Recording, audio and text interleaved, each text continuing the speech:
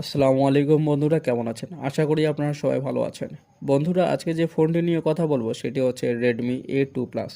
Redmi A2 plus বর্তমান বাংলাদেশের মার্কেটে একটি মার্কেট কাঁপানো ফোন।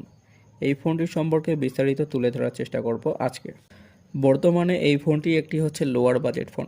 লোয়ার বাজেট ফোন হওয়ার পরও এই ফোনে থাকছে বিশেষ কিছু আকর্ষণ, যা হাই বাজেট ফোনের সাথে কম্পেয়ার করা যেতে পারে।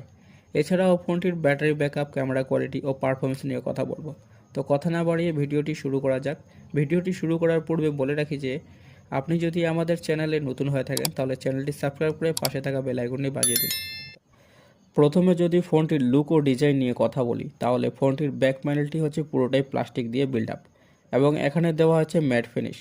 ফোনটির ডিজাইন দেখে কোনোভাবেই মনে হবে না যে এটি একটি লোয়ার বাজেট ফোন। এই ফোনের নিচের দিকে আছে 3.5 millimetre headphone jack type B slot, যা একেবারেই অমানান। বর্তমানে যতগুলো ফোন বাজারে আসছে কম বেশি সকল ফোনে টাইপ সি স্লট ব্যবহার করা হয়। আর ফোনটির বাম দিকে থাকছে ডেডিকেটেড সিম স্লট। এখানে দুইটি সিম কার্ডের পাশাপাশি একটি মাইক্রো এসডি কার্ড ব্যবহার করতে পারবেন। ডান দিকে থাকছে power button and volume button এবং পিছনের দিকে আছে physical fingerprint sensor. So friends, সব কিছু মিলিয়ে ফোনটির লুক ও ডিজাইন আপনাদের কেমন লেগেছে? আসলে এই ফোনটির ডিজাইন সত্যিই আমাকে অনেক ভালো লেগেছে। চলুন এবার ফোনটির ডিসপ্লে নিয়ে কথা বলি। Xiaomi Redmi A2 Plus এই ফোনটির ডিসপ্লেতে 6.52 ইঞ্চির IPS LCD প্যানেল ব্যবহার করা হয়েছে, যার রেজুলেশন হচ্ছে 720x1600 পিক্সেল। অ্যাসপেক্ট রেশিও হচ্ছে 20:9, 259 ppi ডেন্সিটি এবং বিগ ব্রাইটনেস হচ্ছে 400 নিটস। এই ডিসপ্লেতে ডে লাইটে কিছুটা ব্রাইটনেসের ঘাটতি পাবেন, তবে লো লাইটে বেশ ভালোই পারফরমেন্স পাবেন।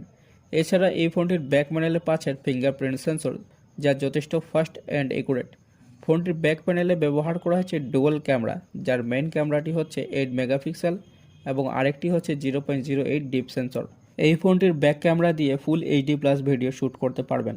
তবে Xiaomi যদি এখানে কমপক্ষে 13 মেগাপিক্সেলের একটি ক্যামেরা ব্যবহার করতো তাহলে বেশ ভালো হতো। তবে এই বাজেটের মধ্যে এর থেকে বেশি আশা করাটাও ভুল। Xiaomi Redmi A2 Plus এই ফোনটির ক্যামেরা ধারণ করা কিছু ছবি দেখানো হলো।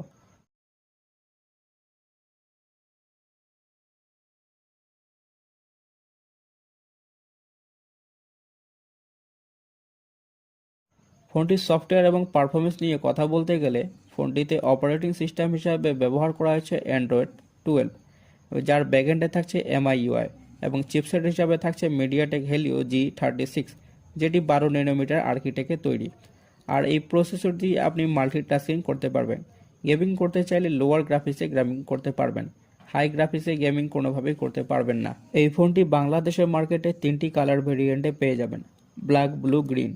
আর এই ফোনটি মার্কেটে 2টি র্যাম রোম ভেরিয়েন্টে পেয়ে যাবেন, 364 জিবি ও 464 জিবি। তবে এখানে ভার্চুয়াল র্যামের ব্যবহারের সুযোগ আছে। এছাড়া এই ফোনটিতে ব্যবহার করা হয়েছে 5000 mAh-এর একটি ব্যাটারি এবং 10 ওয়াটের একটি চার্জার, যা দিয়ে চার্জ করতে প্রায় 2 ঘন্টারও বেশি সময় লেগে যাবে। তবে এখানে 10 ওয়াটের পরিবর্তে 18 ওয়াটের একটি চার্জার দিলে বেশ ভালো হতো। এখন প্রশ্ন হলো ফোনটি বাংলাদেশের মার্কেটে কত টাকায় পাওয়া যাবে? 3 জিবি র্যাম ও 64 জিবি রোমের ক্ষেত্রে দাম ধরা হয়েছে 9,999 টাকা এবং 4 জিবি র্যাম ও 64 জিবি রোমের ক্ষেত্রে দাম ধরা হয়েছে 10,999 টাকা। এখন কথা হচ্ছে এই দামে এই ফোনটি নেওয়া যাবে কিনা। তাহলে আমার পরামর্শ হলো, আপনি যদি বাটন সেট থেকে বর্তমানে অ্যান্ড্রয়েড ইউজার হতে চান তাহলে আপনি নিতে পারেন। এছাড়াও 10,000 টাকা বাজেটের আশেপাশে মার্কেটে তেমন খুব একটা ভালো ফোন নেই। সবশেষে এটাই বলবো যে 10,000 টাকা বাজেটের মধ্যে এটি একটি বেস্ট ফোন। আপনি যদি আমাদের চ্যানেলটি এখনও সাবস্ক্রাইব করেননি তাহলে চ্যানেলটি সাবস্ক্রাইব করে নিন, পাশে থাকা বেল আইকনটি বাজিয়ে দিন। আজকের মতো এখানেই বিদায় নিচ্ছি, আবারও দেখা হবে নতুন করে পড়বে।